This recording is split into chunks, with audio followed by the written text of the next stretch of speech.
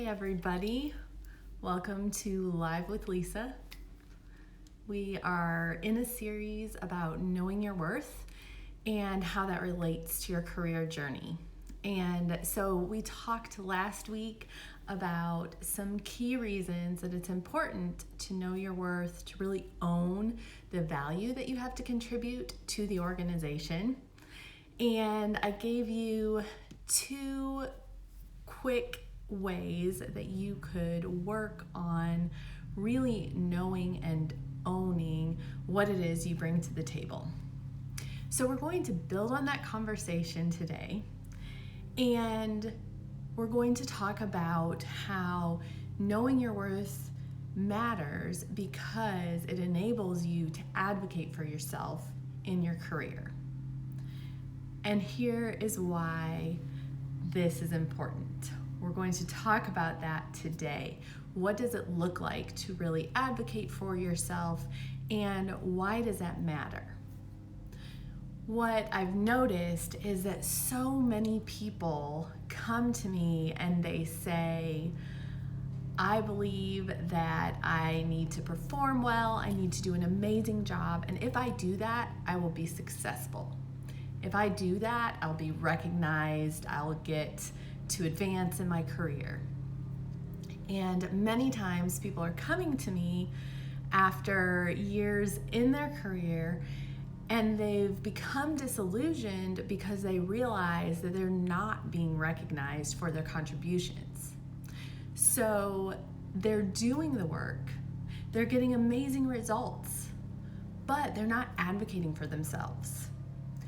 And the problem is that for a lot of us, depending on our family background or our cultural background, sometimes we believe that it's not right.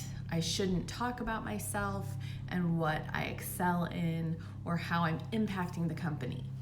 I should just let my work speak for itself. But here is the problem with that. First of all, your supervisor is not able to keep track of everything that everyone is doing. If you're in a leadership position, you know this to be true because you have so many responsibilities, you have people that are answering to you, and so there are a lot of things on your mind. You aren't necessarily thinking about all of the different contributions that each person on the team is making. So that's one reason why it's important for you to be able to verbalize these things and advocate for yourself. I tell people that in your career, you need to first be able to express your worth, your value, and then your actions back it up. So your work proves what you've said about yourself. But if you aren't able to talk about it, then you're going to be holding yourself back from achieving your full potential.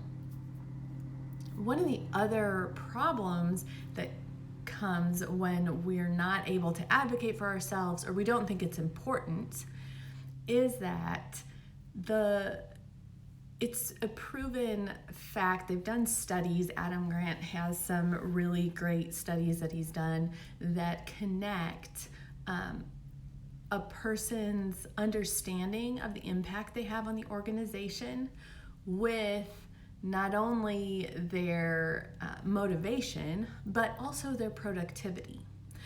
And so the more that you recognize and identify how you're impacting the company, the more that you are able to really be enthusiastic about your work, be motivated, and also to do better work. So it actually benefits you and the entire organization because you are more energized to do the work and you're getting better results. And the other problem, the third thing that I've noticed is that if you're not identifying your impact on the company or the team, then what tends to happen is that you don't recognize the areas that you should be growing in. What I mean is, If you don't see your strengths and the ways you're really excelling, you won't know that you can focus on those things to grow even more in those areas. That's why advocating for yourself is so essential. It's not uncommon for people to reach a point where they're no longer in a good fit for them in their job. And when they leave for another position, many times their supervisor says things to them like, "I had no idea you were doing all of this." Or they really didn't realize all of the responsibility that the person even had and everything that they were managing. And that's not what you want to happen, even though it's very common. So if it's happened to you, you're not alone. But if you learn to advocate for yourself and to point out those areas that you excel in, to identify how you're contributing to the success of the entire team, the entire company. When you learn to do that, then you are actually helping them to know your worth as well, and you're helping yourself to know that. So what I recommend, we talked last time about a couple of exercises you can do.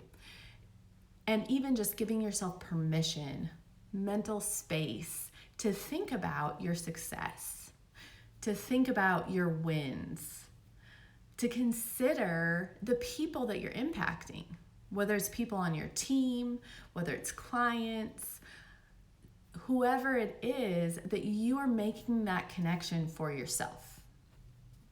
And that you're also taking time to journal about why you're amazing. So those were my recommendations from last week, and I hope that you've tried them out. But this week I have 2 more ideas for you. One of my recommendations that I tell people all the time is you should keep an accomplishment journal. It's important to keep track of all the things that you're achieving as you're working. So rather than wait for your annual review to look back at the year and think, okay, what did I really accomplish? How did I benefit my team and organization? Set aside time every month. If you do this, put it on your calendar, 30 minutes a month. It doesn't have to be an extended period of time, but give yourself that space to track some of the ways that you have impacted the organization in the past month. That way you'll have all of these ideas and you'll be reminded of the different projects you led, the things that you achieved, the outcomes that you helped to achieve. So an accomplishment journal is really important. I know it's hard, it takes discipline, it takes thought and planning, but if you put that 30 minutes on your calendar once a month, it will really help you to track those things. My second recommendation is that you prepare for your one-on-ones with your supervisor.